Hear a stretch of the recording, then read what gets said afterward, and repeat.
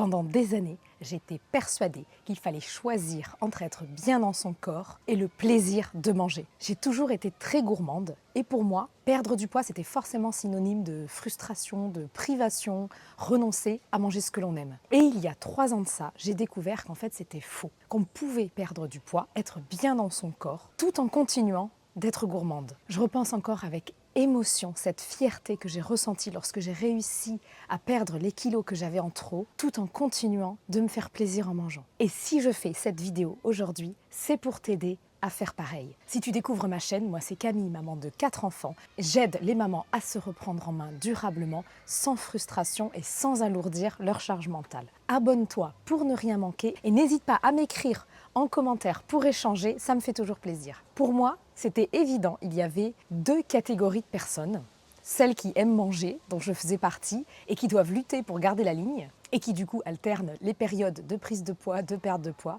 Et puis les autres, celles qui n'aiment pas manger, qui arrivent à se contrôler, car elles ne sont pas spécialement attirées par la nourriture et qui du coup restent minces facilement. Ça paraît un peu réducteur comme ça, mais j'avais vraiment cette impression que pour être mince et le rester, il fallait forcément se détacher de la nourriture et que tant que je restais gourmande, je ne pourrais pas garder la ligne facilement. Et j'ai passé des années à lutter pour essayer de perdre le poids que je prenais, car je mangeais trop, car je perdais, je reprenais et ainsi de suite. Quand j'étais jeune, c'était plutôt facile. Je perdais vite, je prenais pas si facilement du poids. Et entre chacune de mes 4 grossesses, perdre du poids est devenu plus compliqué. Entre la fatigue liée aux enfants petits, l'énergie nécessaire pour s'occuper d'eux, les tentations avec les goûters des enfants, les assiettes qu'ils ne finissent pas et qu'on a envie de terminer, et le manque de temps pour faire du sport, clairement, je n'arrivais pas à perdre du poids comme avant. Lors de ma 4e grossesse, j'ai fait un diabète gestationnel. Et là, ça a été vraiment galère. On m'a demandé de peser mes aliments, c'était 0 sucre nulle part, plus les piqûres dans les doigts. Mais ça m'a permis d'apprendre beaucoup de choses sur la nutrition et sur l'équilibre alimentaire. Après ma 4e grossesse, j'ai à nouveau essayé de perdre du poids, mais avec 4 enfants petits à la maison, j'y arrivais encore moins. Et je me suis découragée. J'ai fini par me résigner, par me dire tant pis, qu'il va falloir peut-être que je reste dans ce corps qui ne me plaît pas pour pouvoir continuer de manger ce que j'aime. Mais au fond, il y avait cette petite voix qui n'était pas satisfaite. La petite voix qui n'aimait pas quand je me regardais dans le miroir. La petite voix qui critiquait quand j'essayais des vêtements ou qui m'empêchait de me mettre en maillot de bain l'été. Et puis un jour, une personne m'a fait une remarque. Anodine comme ça, mais en gros, elle avait cru que j'étais enceinte. Alors que ma petite dernière avait 8 mois déjà. Et là, je me suis dit que cette petite voix que j'avais dans ma tête prenait vie en quelque sorte. D'autres personnes autour de moi voyaient aussi ces kilos en trop qui me gênaient. Ça a été la goutte d'eau qui a fait déborder le vase. Je me suis dit qu'il fallait faire quelque chose, essayer vraiment de se reprendre en main pour de bon. En plus de ça, je commençais à avoir des petites douleurs, des gènes, mineures certes, mais qui n'existaient pas avant, et de la fatigue, beaucoup de fatigue. J'ai beaucoup réfléchi, on a réfléchi avec mon mari car lui aussi avait du poids à perdre. Je me suis dit, pour que ça fonctionne durablement, il faut que je fasse en sorte que ce ne soit pas un régime. Il faut que je modifie légèrement mes habitudes alimentaires, mais de manière profonde, pérenne. Pas juste pour perdre du poids et reprendre les mauvaises habitudes et les kilos avec ensuite. Et surtout, il faut que l'on puisse continuer de se faire plaisir en mangeant, car manger, c'était un peu notre passion commune. Et on a réussi. On a réussi à perdre du poids. Mon mari a perdu 32 kilos, moi 10, et on ne les a jamais repris. Et surtout, on a continué de manger des choses que l'on aimait. Je vais t'expliquer ce que j'ai mis en place et que tu vas pouvoir appliquer toi aussi. Cette méthode que j'ai mise en place et que je partage aussi aux mamans que j'accompagne en coaching personnalisé est vraiment basée sur les connaissances en nutrition que j'ai acquises et que j'ai complété par une formation ensuite, et aussi sur le bon sens d'une maman de 4 enfants qui est passionnée de cuisine. Je tiens à dire qu'il n'y a pas de magie, il n'y a pas de truc ou de remède miracle, plantes ou autre, on en voit beaucoup sur internet, c'est pour ça que je préfère le préciser tout de suite. Déjà, j'ai fait un rééquilibrage alimentaire simple, en famille, sans cuisiner des plats à part pour moi. Je parle en détail de ce rééquilibrage dans la vidéo que je te mets en lien ici et aussi en description. Je ne vais pas revenir ici sur les bases pour rééquilibrer son alimentation. Je vais simplement t'expliquer comment j'ai fait pour conserver le plaisir de manger tout en perdant du poids. Avec le rééquilibrage alimentaire, j'ai continué de manger normalement, de tout, varié, plats en sauce, repas familiaux qui se partagent, comme par exemple des lasagnes, paella, couscous, bœuf bourguignon, blanquette, poulet basquaise, etc. Alors bien sûr, j'ai pas mangé des plats en sauce tous les jours non plus. Mais ce que je veux dire, c'est que je n'ai pas adapté des repas pour moi. J'ai mangé des repas normaux d'une famille normale. Je cuisine maison, car j'ai toujours aimé cuisiner, et aussi Ça permet de rendre les plats plus healthy. On va réduire un peu le sucre, le gras de ce que l'on mange sans se priver du goût. J'ai donc travaillé mes recettes pour les rendre plus équilibrées, sans sacrifier le plaisir, sans enlever complètement les sauces ou le gras. J'ai adapté pour trouver un juste milieu. Je partage sur cette chaîne pas mal de recettes et aussi des sessions batch cooking où je te montre les plats que l'on mange régulièrement. Et il y a beaucoup de légumes, il y a des plats familiaux, il y a de la bonne cuisine équilibrée et qui plaît à toute la famille. Je suis hyper gourmande comme je te le disais. Et depuis mes grossesses, j'ai développé une appétence pour le sucré. Pendant mon diabète gestationnel, ça a été très dur. Et justement, à la naissance de ma petite dernière, je me suis lâchée en mangeant tous les gâteaux dont je m'étais privée pendant la grossesse. Lors de mon rééquilibrage alimentaire, j'en ai profité pour me mettre à cuisiner aussi de la pâtisserie, du sucré. Je cuisinais pas du tout le sucré avant, je l'achetais. Et là, je me suis mise à cuisiner des desserts et des goûters pour concilier équilibre alimentaire et plaisir. En fait, quand tu enlèves un peu de sucre dans les recettes, tu ne t'en aperçois pas. J'ai travaillé mes recettes pour les rendre plus équilibrées, moins grasses, moins sucrées, tout en conservant le plaisir du sucré. J'en ai partagé aussi quelques-unes sur ma chaîne. J'ai fait un rééquilibrage alimentaire loin des injonctions minceurs que l'on peut entendre parfois. À aucun moment, je n'ai mangé des légumes bouillis sans sauce. Le plaisir de manger, c'est fondamental pour moi. Je cuisine avec de la béchamel, bon, en hiver surtout, avec des sauces aussi, du fromage.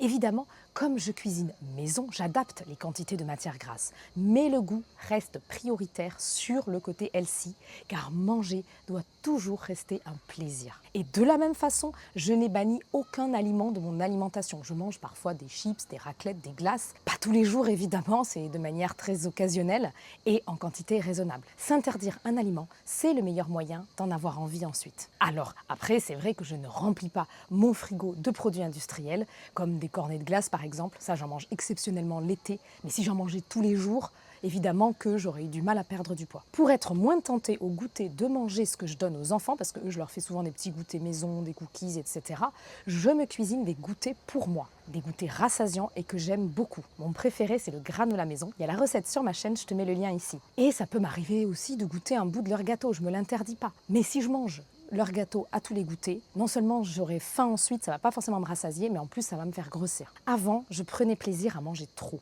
à me resservir plusieurs fois alors que j'avais plus faim, juste par gourmandise. J'ai appris à écouter ma faim. Et aujourd'hui, je n'ai plus envie de manger trop en quantité. Si je mange trop, j'ai mal au ventre, je me sens pas forcément bien. Et ça ne m'enlève pas le plaisir de manger, au contraire. Ça, c'est quelque chose que j'ai vraiment découvert. Pour moi, avant, plaisir et gavage étaient liés en quelque sorte. Et maintenant, c'est l'inverse. Et ça s'est fait naturellement, en mangeant plus équilibré, plus sainement, en écoutant ma faim et en m'arrêtant de manger quand je n'ai plus faim. Petit à petit, je n'ai plus eu envie de manger trop en quantité, de me remplir le ventre comme je le faisais avant. Quand je suis au magasin, j'achète toujours des choses qui me font plaisir et qui sont en même temps healthy. L'idée, c'était aussi de trouver cet équilibre pour manger des choses que j'aime et qui sont en même temps équilibrées. Par exemple, les choses qui me font très plaisir, et ça a toujours été, c'est les radis. Donc régulièrement aux courses, je m'achète un paquet de radis, je m'achète aussi des rouleaux de printemps parce que j'aime beaucoup ça, ou du melon en été, des fruits qui me font plaisir. Alors tu vas me dire, oui, mais si moi, les seules choses que j'aime,